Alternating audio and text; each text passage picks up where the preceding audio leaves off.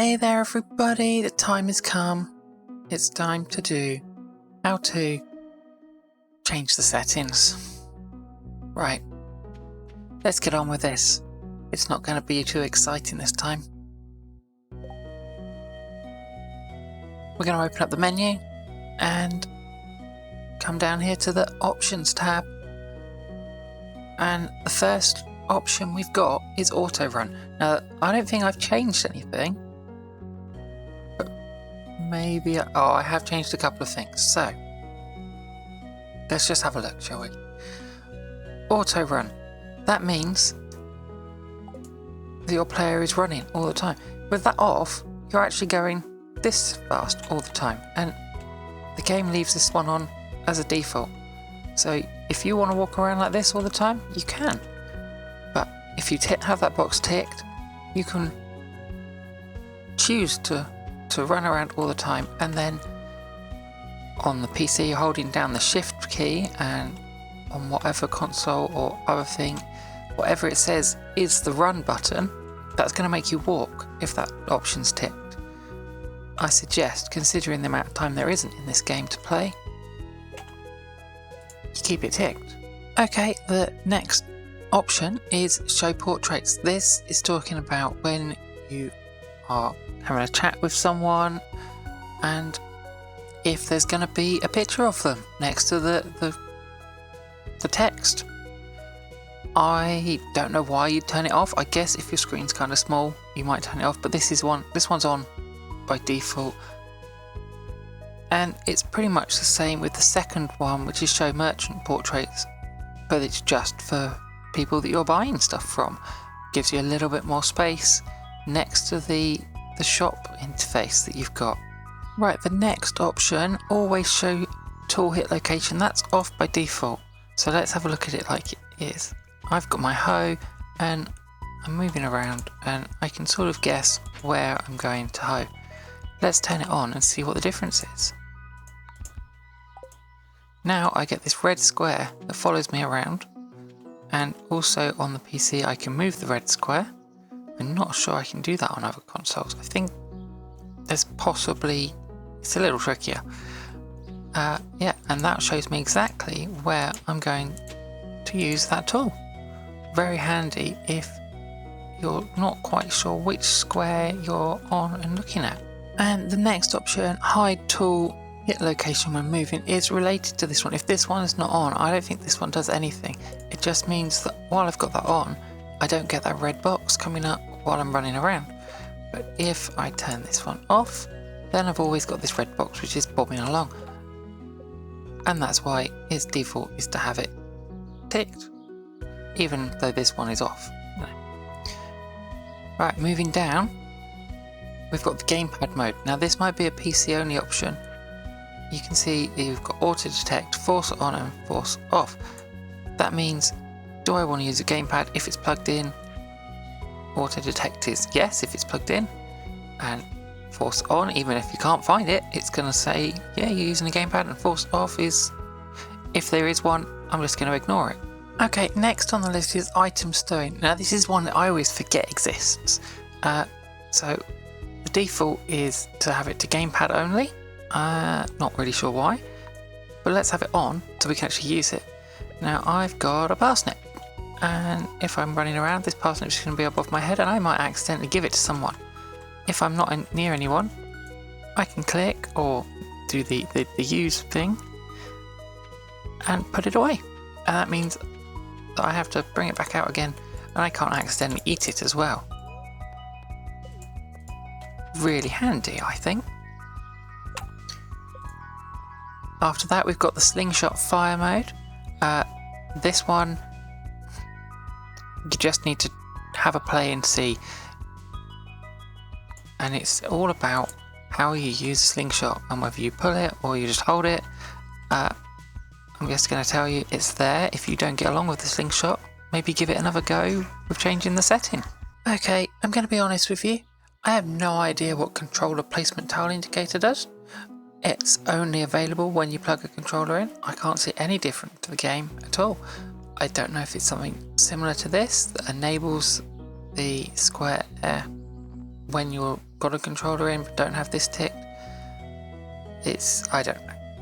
So if you know exactly what that does, with all the other options interacting, then let me know. But I think that's probably a PC only thing. As is pause when game window is inactive. Very useful setting. If you happen to click over on the wiki or you want to watch a bit of a video, the game pauses. It's really good. Use controller style menus. I'm not sure it makes a lot of difference whether it's on or off. From what I can gather, you just can't drop items on the floor when you're using a controller. So you might want that one off actually. And a really good setting that is off by default that I always switch on is show advanced crafting information. Now if we have that on and we come over to here, we can see the little blue backpacks on the right hand side, whereas if I turn that off and come over here, we don't get any of that. We can't see how much of the stuff we've got, and I find that really helpful, especially later in the game, to see, oh, that's how much I've got. I can see how much I'm going to be using. So the next bit in the menu is the option to start a local co-op. That's for multiplayer games. I'm going to do a video just about multiplayer games, so we're not going to really dive into that right now, but that is where you start that. So if you want to get friends in your game with you, you're going to have to come into the options and find that. After that, we've got sounds. So we've got our default normal things. We've got the music, which I have to keep turned down for making videos. We've got the overall sound volume. We've got the ambient volume, which is the birds and the fish blobbing in the background and things like that, which is nice. Footsteps, if we turn that up, we're going to be making a lot more noise as we walk around. Right, when you get into fishing, there are noises for when you've got a bite, and you can change them. So start fishing and come in here and have a play with the sounds. I actually prefer the default options, but yeah, you can sample and just have a play at what you like. Dialogue typing sound. So when you chat with someone and the dialogue comes, it's that noise. If that's getting on your nerves, just turn this one off. Don't go moaning, just turn it off. And the last one in the sounds is mute animal sounds. If you've got a lot of cows, it gets very noisy. That's all I'll say. So if that's winding you up, you just want the animals to be quiet for a bit. Don't sell them. No, just come and mute them. That's the best way to do it. Alright, now we're on to some real boring stuff. We've got the graphics settings. I would think for only PC users, this stuff is really going to be available. You've got windowed and windowed borderless mode. If you don't know what you're doing, just leave it. It probably doesn't make a lot of difference to you and change in the resolution. If you've got a problem, then maybe change them. Menu backgrounds are just like this. So when you're in the menu, the standard option is to just grey out where you are a little bit. If you change it to graphical, whenever you come in the menu, it's going to change like this. That might be what you're after. To me, it's very weird. And none just means that it's normal background. I quite like the slightly greyed out option. VSync, if you know what it is, then you know if you want to play with it or not. UI scale, that one actually might be interesting for you. That changes the size of everything that's on your screen. If you've got a huge monitor and you can't read this very well, that's what you're going to change. But it will also change the size of your hotbar and everything here, and it looks crazy to me, but it is like that if you want it. So let's shrink that back down a bit.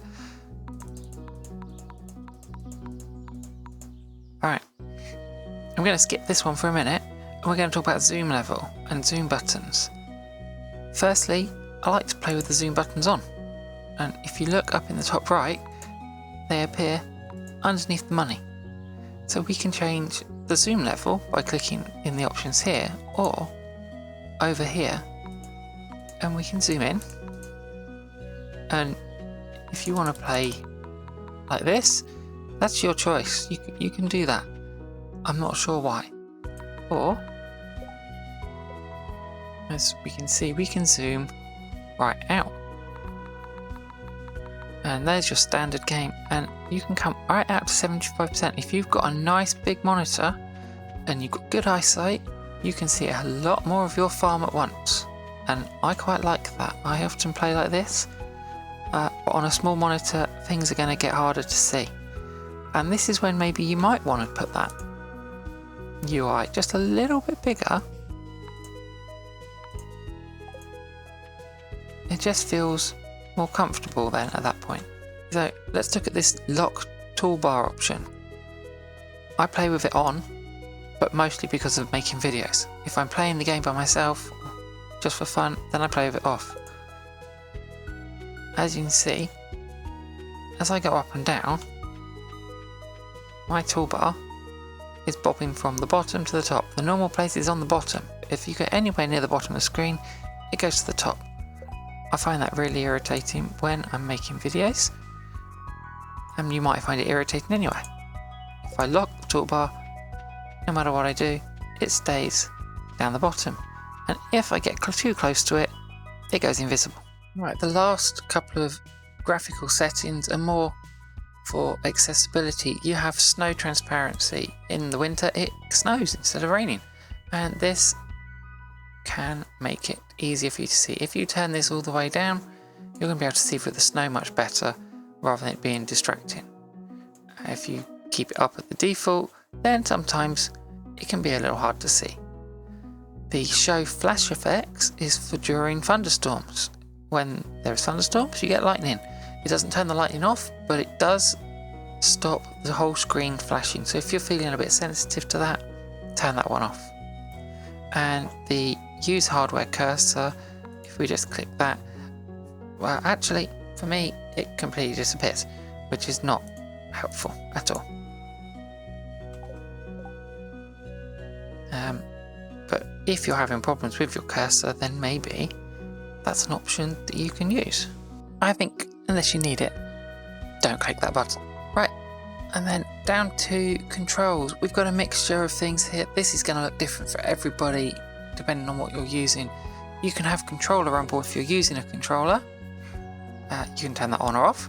You can invert the scroll direction on the toolbar. That is really for people using a mouse, which changes the scroll wheel and whether you go up or down through your different rows of inventory.